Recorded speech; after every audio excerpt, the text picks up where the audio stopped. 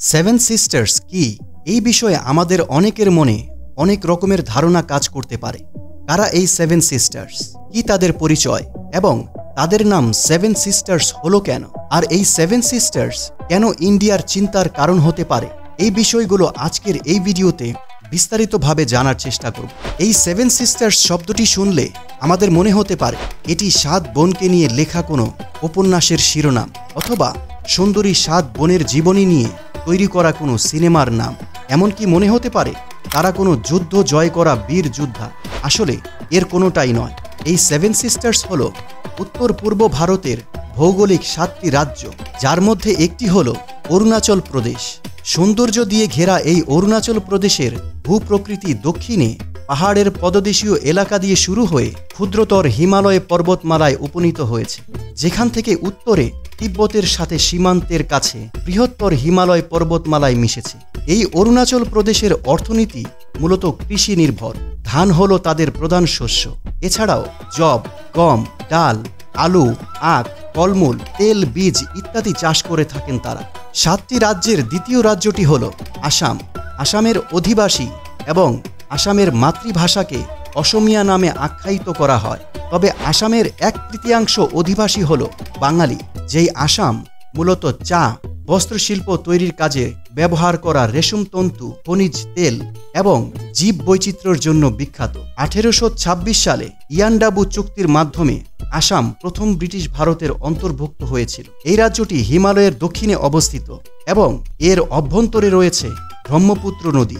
আসামের প্রধান ধর্মগুলোর মধ্যে 57.9% রয়েছে হিন্দু ধর্ম এবং 39.9% হল ইসলাম ধর্ম। এছাড়া অন্যান্য ধর্মের মধ্যে রয়েছে খ্রিস্টান, শিখ, বৌদ্ধ ইত্যাদি।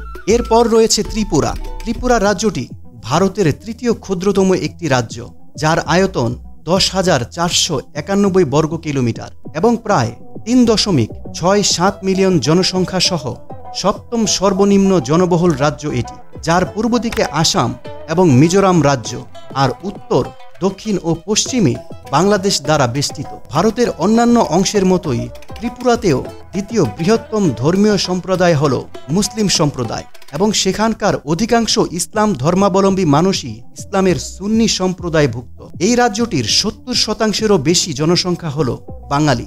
নাগাল্যান্ড। নাগাল্যান্ড মূলত একটি পাহাড়ি রাজ্য।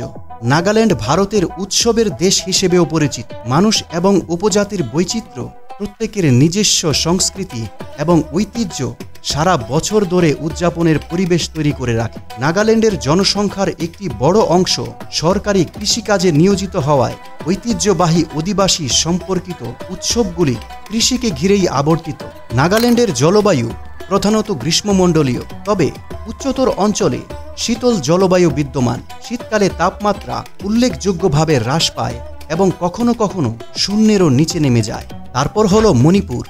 মণিপুরে বিশ্বের একমাত্র ভাসমান জাতীয় উদ্যান রয়েছে কেইবুল লামজাও, যা বিখ্যাত লোকতাক লেকে অবস্থিত। এই লেকটি তার অন্যান্য ফোমদিশের জন্য পরিচিত, যা জৈব পদার্থ দিয়ে তৈরি একটি ভাসমান দ্বীপ। এটি একটি আশ্চর্যকর দৃশ্য যা অন্য কোথাও দেখতে পাওয়া যায় না। কিন্তু মণিপুর শুধু প্রকৃতির জন্য বিখ্যাত নয়। মণিপুর আধুনিক পোলো খেলার জন্মস্থান। ঐতিহ্যবাহী খেলা ছাগল কাঞ্জেই নামের খেলাটি আজকের পোলো খেলায় রূপান্তরিত হয়েছে। আর যদি আপনি সংস্কৃতির প্রতি আগ্রহী হন, তাহলে মণিপুরের শাস্ত্রীয় নৃত্য, রাসলীলা আপনাকে মুগ্ধ করবে। মণিপুর একটি ছোট্ট রাজ্য হলেও এটি অত্যন্ত বৈচিত্র্যপূর্ণ। এখানে 30টিরও বেশি উপজাতি বসবাস করে। প্রতিটি উপজাতির নিজস্ব সমৃদ্ধ ঐতিহ্য, ভাষা এবং সংস্কৃতি রয়েছে। এই সাংস্কৃতিক বৈচিত্র্য মণিপুরকে একটি অনন্য চরিত্র প্রদান করে। এরপরই রয়েছে মিজোরাম। মিজোরামের কথা উঠলেই প্রথমেই মনে আসে সবুজ পাহাড় আর বনভূমি। মিজোরামের দক্ষিণ পশ্চিম সীমান্ত বাংলাদেশের সাথে প্রায় 318 কিলোমিটার জুড়ে বিস্তৃত। এই দীর্ঘ সীমান্ত পথ দিয়ে দুই দেশের মধ্যে প্রাচীনকাল থেকেই বাণিজ্য এবং সংস্কৃতির আদান প্রদান হয়ে আসছে। মিজোরামের ঐতিহ্যবাহী নৃত্য চেরাও, যা বাম্বু ডান্স নামেও পরিচিত, এটি মিজোরামের সাংস্কৃতিক ঐতিহ্যের একটি উজ্জ্বল নিদর্শন।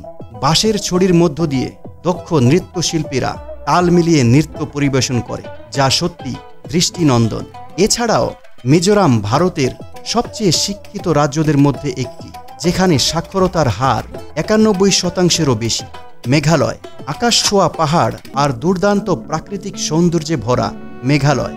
১৯৪৭ সালে ব্রিটিশ ভারত থেকে স্বাধীনতার পর এই মেঘালয় রাজ্যটি প্রতিষ্ঠিত হয়। এই রাজ্যের ৭৫% মানুষ খ্রিস্ট ধর্মের অনুগামী।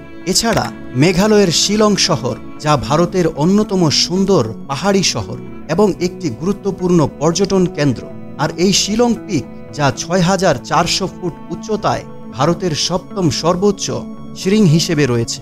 এই রাজ্যটির দক্ষিণ পশ্চিম সীমান্ত বাংলাদেশের সাথে প্রায় ৪৪০ কিলোমিটার জুড়ে বিস্তৃত। মেঘালয়ের তেরেংসা এবং বাংলাদেশের কক্সবাজার অঞ্চলের মধ্যে একটি ঘনিষ্ঠ সম্পর্ক বিদ্যমান, যা দুই অঞ্চলের মধ্যে আন্তঃসীমান্ত বাণিজ্যকে সহজ করে তোলে। মেঘালয় তার প্রাকৃতিক সৌন্দর্য এবং ঐতিহ্যবাহী সংস্কৃতির জন্য বিখ্যাত। এছাড়াও এটি ভারতের সবচেয়ে মেঘাচ্ছন্ন রাজ্য, যেখানে বছরের প্রায় ২০০ দিনেরও বেশি সময় মেঘের আচ্ছাদন থাকে। এই ৭টি রাজ্যকে মূলত ৭ সিস্টার্স বলা হয়। আর এই ৭ সিস্টার্স কেন ইন্ডিয়ার চিন্তার কারণ হতে পারে? বাংলাদেশের সাথে ভারতের সর্বমোট ৪,০৯৬ কিলোমিটার দীর্ঘ সীমান্ত রয়েছে, যার বড় একটি অংশ জুড়ে আছে উত্তর পূর্ব ভারতের ৭ সিস্টার্সের রাজ্য আসাম, মেঘালয়, মিজোরাম এবং ত্রিপুরা। শিলিগুড়ি করিডোর, যাকে ভারতের চিকেন নেক বলা হয়, যার দক্ষিণে বাংলাদেশ এবং উত্তরে ভুটান ও নেপাল দ্বারা সীমাবদ্ধ। এই চিকেন নেক অথবা শিলিগুড়ি করিডোর ভারতের একমাত্র পথ, যা দিয়ে তার অন্যান্য রাজ্যগুলোকে উত্তর পূর্বাঞ্চলের ৭ সিস্টার্স এর রাজ্যগুলোর সাথে যুক্ত করতে ব্যবহৃত হয়। শিলিগুড়ি করিডোরের কাছাকাছি আরও একটি দেশ রয়েছে, চীন, এবং এই চীন ভারতের নিরাপত্তার জন্য গুরুত্বপূর্ণ চ্যালেঞ্জ হয়ে দাঁড়াতে পারে। অরুণাচল প্রদেশে চীনের দাবি এবং নেপাল ও ভুটানের মতো প্রতিবেশী দেশগুলোতে এর প্রভাব চিকেন নেকের অখণ্ডতাকে হুমকির মুখে ফেলতে পারে এবং বাংলাদেশের নৈকট্য আর এর ভূ রাজনৈতিক গতিশীলতাও ভারতের অবস্থানকে জটিল করে তুলতে পারে। বন্ধুরা, এই ছিল আজকের ভিডিও। আশা করি এই ভিডিওর মাধ্যমে ৭ সিস্টার্সকে নিয়ে আমাদের ধারণা এখন স্পষ্ট। এই ভিডিওটি সম্পর্কে আপনাদের যদি কোনো প্রকার মতামত থেকে থাকে তাহলে কমেন্টে লিখে জানাতে পারে।